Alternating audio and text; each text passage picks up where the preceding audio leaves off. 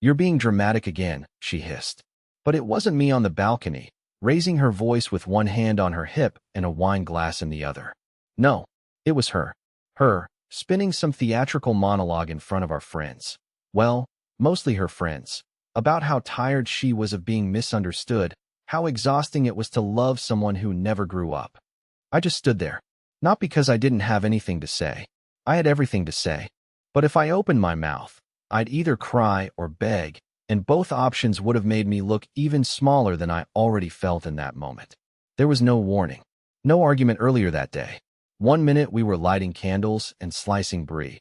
The next she was on her 5th glass of Pinot, explaining my flaws to a room full of strangers like I was a podcast episode she couldn't wait to review. And when she turned to me, in the middle of her rant, I knew it was coming. "You always want me to choose. You or the truth. So fine." She smiled like it was funny. "Stay or leave, right now. Your choice." I could hear forks pause on plates. Someone coughed. Our neighbor actually shushed her date, and she just stood there, daring me to speak. So I didn't. I stared at her for exactly 3 seconds. Then I set my napkin down, pushed my chair back, and walked out the front door. She didn't follow. Not right away, anyway. But the messages started pouring in just after midnight. And what I found when I finally checked them, yeah, that was just the beginning of the wreckage. I didn't check my phone until hours later. I'd been walking for blocks with no direction, just trying to keep my legs moving so my brain wouldn't catch up. I remember I ended up at a closed gas station, sitting on the curb like a kid who missed his ride. I finally took out my phone, half hoping there'd be nothing at all. Maybe just silence. That would have been easier. But no, she had messaged me. Not just her. Them. Her friends. Even her co-worker Claire, who always called me sweet but kind of clueless. It was the group chat. The one they didn't know I still had access to. Yeah, months ago, she had accidentally logged into her group text on my laptop when she was using it for some Zoom thing. I never mentioned it. I was never the type to snoop. But that night, I clicked. I didn't expect to find that. It started right after I walked out. Her message. "He really left. Like, just got up and walked out. Should I be worried?" And then Claire responded. "Honestly, you gave him the chance. He chose. Maybe now you're free to do what you wanted months ago."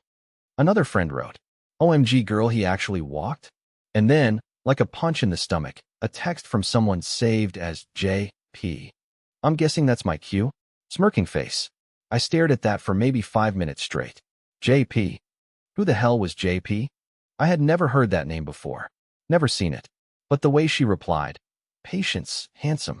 It's only 10 p.m." told me everything I needed to know. My wife didn't just give me an ultimatum at a dinner party. She planned it. She staged the whole thing, complete with a live audience and a secret exit plan. And me? I played my role perfectly. The emotional, awkward husband who just couldn't keep up. I remember actually laughing. Not because it was funny, but because it felt like the only thing left to do. I wanted to call her. To scream. To ask who JP was. But what would that even do? She'd twist it. She always did. She'd say I was invading her privacy or reading things out of context. Except this wasn't vague. This wasn't even subtle. This was betrayal. Documented. Shared. Celebrated. I walked back to our apartment building around 1 a.m., but I didn't go inside. I just stood across the street, in the shadows, like some broken man in a bad movie. Her light was still on. I could see her silhouette. She was dancing. No, swirling in the living room. Alone, or maybe not. Maybe he was already there. And suddenly I felt so stupid. So small. So unwanted in my own story. I turned around. Booked a hotel downtown. Cheap, ugly, but quiet. And I swore I wouldn't contact her. Not until I had a plan. Because if she thought that was the end of the story, she didn't know who she'd just turned into a ghost. The next morning, I didn't wake up so much as I came back to life in pieces. That ugly hotel room smelled like bleach and old desperation, and my back hurt from the spring digging through the mattress. But my mind was sharper than it had been in weeks. Or maybe just angrier. That kind of betrayal, it activates something in you. Something cold. I didn't go to work. Didn't call anyone. I sat at a coffee shop 2 blocks from our building, just watching. Watching who went in. Who came out. I didn't even know what I was looking for until I saw him. Tall. Messy hair. Athletic jacket. Wearing that casual confidence I'll never have.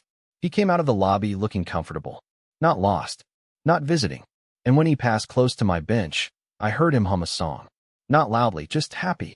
No one walks out of an apartment building humming like that unless they woke up next to someone they shouldn't have. I don't know what came over me. I stood up. Followed him. Not far, just to the corner. I watched him pause at the light, check his phone, smile, and text someone. Then, after a moment, he turned his phone sideways and took a selfie. He took a selfie on my street. Like this was some vacation. I felt something break inside. Something that made me cross that street and step into the building I used to call home. The doorman, Jeremy, a college kid who always called me sir, like I was 90, froze when he saw me. He knew, or he knew enough. I didn't say a word, just walked to the elevator like I still belonged there. Maybe I didn't. The doors opened, and Brenna was standing inside. Alone. She jumped when she saw me. Like I was a ghost. Like she hadn't expected me to come back ever. There was this awful silence. The kind that makes your ears buzz. Then, she did what she always does when cornered. She smiled. A fake, polished, too bright smile. Wow. You look tired. That's what she said. After everything. No apology. No explanation. Just a jab, right between the ribs. I didn't smile back. I asked, quietly, was he worth it? She didn't even pretend not to know who I meant. She looked away. Pressed the elevator button like she thought it would save her. You walked out, Daryl, she said. You made your choice. Don't try to crawl back now just because you regret it. I should have screamed. Should have thrown something. But all I said was, you turned our life into a stage. And you wanted an audience when I broke. She flinched. But not enough. I didn't wait for the elevator. I walked down the stairs, one slow, aching step at a time. Because now I wasn't just hurt. I was planning something. Something she wouldn't see coming. I didn't go back to the hotel. Not yet.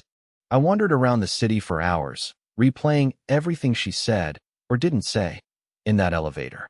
It wasn't guilt in her voice. It wasn't even regret. It was indifference. And that hit harder than any confession ever could. But the part that kept gnawing at me was the confidence. The way she spoke to me like I was the one who walked out on her. Like I had no right to feel betrayed. That meant one thing. She'd already rewritten the story in her head. She'd already told herself a version where she was the victim. Maybe she even told him that. That's when I realized. I had to find out everything. Not just what she was doing behind my back, but how long it had been going on. I still had a backup key to the apartment. She never remembered to take it off my keychain. I waited until I knew she'd be at work. She never skipped her weekly staff meeting, the one she always called corporate therapy. I walked in like a ghost and shut the door behind me so softly it barely clicked. It felt like breaking into my own life. The smell of her shampoo lingered in the air. One of my jackets was still on the back of the kitchen chair, like I might have come back for it any day. She hadn't thrown it away. She hadn't even touched it. I stood there for a long time, just staring. Then I made myself move. I didn't look for her phone. I already knew that would be wiped clean. No, I went for the laptop. Her old one. The one she said she stopped using. It was tucked under the bed, dusty but not dead. I booted it up. No password change. That's when I knew Brenna had gotten cocky. I opened her downloads folder. Scanned through emails, synced chats, PDF receipts, random stuff. Then I hit her Chrome history. And that's when my hands started shaking. There were hotel bookings. Not just one, not just local. 2 cities. Same name. JP. One of them was for a weekend. I was out of town visiting my mother in the hospital. She told me she stayed in to rest and watch old rom-coms. There were also photos. A folder called Work Trip Slides. She'd labeled it like a presentation. It wasn't slides. It was selfies. Pictures of her in a hotel room. A man's jacket on the chair. 2 toothbrushes. Her in lingerie I'd never seen before. Posing, laughing, happy. One photo even had a reflection in the mirror. And there he was. Him. JP.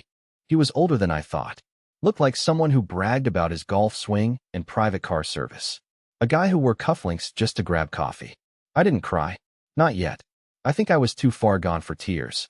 Instead, I took out my phone and snapped photos of everything. All of it. The receipts. The chats. The folders. The lies. Then I opened her email. Typed out a draft. Subject line. Since you like giving ultimatums. But I didn't send it. Not yet. Because suddenly I realized. I wasn't going to confront her.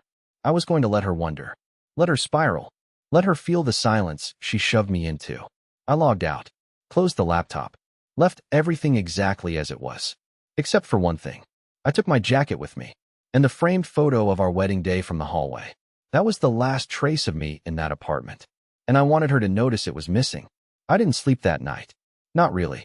I laid in that awful hotel bed staring at the ceiling like it could explain any of this to me. I kept asking myself, why wasn't I enough? Was I ever? Or was I just the safe placeholder while she waited for someone with a sharper smile and a shinier life? By morning, I'd memorized every file I'd saved, every little clue, but there was still something missing. I didn't know what their plan was, where this was going. And then I remembered something from weeks ago, something she'd mumbled while pretending to care about my weekend plans. I might have a dinner thing with work next Friday. Late one. You probably won't want to come. It's just boring. Back then, I nodded like a good little husband. But now, I remembered the way she said it. Not dismissive, defensive, like she was laying a trap and hoping I'd fall right into it. So I waited. Friday came fast. I knew better than to text her. I didn't even log into the group chat. I just sat in a different coffee shop, staring across the street at the luxury steakhouse she loved, the one she only ever went to when someone else was paying. It was the kind of place where you needed a reservation and the valet called you sir while judging your shoes. At 7:42 p.m., she arrived. Not alone. It was him. J.P. in a black blazer and that same smug aura I'd seen from a distance. They walked in like they owned the city. Laughing. Touching. No tension. No guilt. If someone had looked at them, they'd think that was the couple. That he was the man who brought her soup when she was sick or held her hair when she cried after her father's funeral. But no, he was just the man she wanted when she thought I was no longer watching. I waited 20 minutes before I made my move. I walked in through the bar entrance. Stayed out of view. Found a corner where I could see them without being seen. She was glowing. Eyes bright. Not once did she check her phone. Not once did she hesitate. I pulled out mine and texted her. Enjoy dinner. Don't forget to tell him what you left behind. She didn't check it right away. But when she did, it was like a light dimmed behind her eyes. She froze. Showed him the screen. He read it, shrugged, and went back to sipping his wine. She tried to smile. Tried to pretend it didn't matter. But then her phone buzzed again. I sent her a picture. One from the folder she forgot to erase. The one with his face in the mirror. The one with my reflection layered faintly in the corner from when I took the screenshot on her laptop. That's when she stood up. Pale. Frozen. She rushed toward the exit, phone clutched like a weapon. I backed out the other way, vanished down the alley, heart pounding so hard I thought I might collapse. But it wasn't fear. It was something else. Power. For the first time in months, I wasn't chasing her. I wasn't begging for answers. I had them. And she had no idea what I was going to do next. She didn't call me. Not that night. Not the next morning. That surprised me. Brenna was many things, but she was never one to sit in silence when control was slipping. I thought maybe she was trying to flip the script again, pretend she was the wounded party, buy herself time to rewrite the narrative. But I underestimated how desperate guilt could feel when it has nowhere left to hide. Because by the third day, she came looking for me. I had checked out of the hotel and moved into a friend's guest house out in Arlington. Curtis and I weren't even that close anymore. But when I told him I needed a place without questions, he tossed me the keys like he'd been waiting years to do something that mattered. No rent, no small talk. Just space. Silence. That Monday night, I heard the knock. It was soft at first, then louder. I stayed on the couch, heart thudding, not even breathing. I don't know what I thought would happen. Maybe I hoped she'd break down on the porch and confess everything. Maybe I wanted to hear her cry. But when I peeked through the blinds, I saw something worse. She wasn't crying. She was pacing, angry, nervous, holding her phone and typing furiously, probably searching through every contact in her phone, trying to figure out how I'd vanished so completely. She knocked again, harder, called out my name once. Not sweetly, sharply. And then, finally, she left. I waited 10 more minutes before I looked at my phone. 10 missed calls. 5 texts. I know what you saw. Let's just talk. Don't do anything stupid. You don't understand the full story. You walked out. You don't get to judge. It was just one weekend. It wasn't supposed to go that far. Can we talk like adults? Please? That last one almost got me. The please. I could still hear her voice when I read it. She always knew how to soften her tone just enough to sound human again. But then I remembered the laughter. The way she looked at him. The way she made me the villain in my own story. No apology. No remorse. Just damage control. So I didn't reply. Instead, I forwarded those texts to a new email account I created. Because what she didn't know was that I wasn't just sitting in silence. I was building something. A file. A record. A trail. Something that would remind her, if she ever forgot, that I wasn't the quiet fool she'd spent years underestimating. She started this in public, and I was going to end it the same way. For days, I said nothing. I stayed quiet while she spiraled, watching from a distance as she tried to regain control of the chaos she created. She must have reached out to everyone by now. Mutual friends, co-workers, even my sister, who called me just to say, "Whatever you're doing, keep going. She looks like hell." I didn't laugh. I just felt empty. But I wasn't done yet. I waited until the perfect moment. The same way she waited to humiliate me in front of a room full of people. I waited until she had something to lose. Something public, something important. Because if she thought her life was still intact, she hadn't seen what silence can do when it's weaponized. It came the following Saturday. Her company's charity gala. Black tie, corporate donors, socialites, board members. She wasn't just attending. She was giving a speech. Her name was literally on the program. Brenna Whitmore, Outreach Director. Her biggest night of the year. The one she bragged about for months. And I was there. Not on the guest list. But I didn't need to be. I had just enough connection left through an old vendor badge and a black suit she once made fun of for being too boring to wear anywhere special. Turns out it was perfect.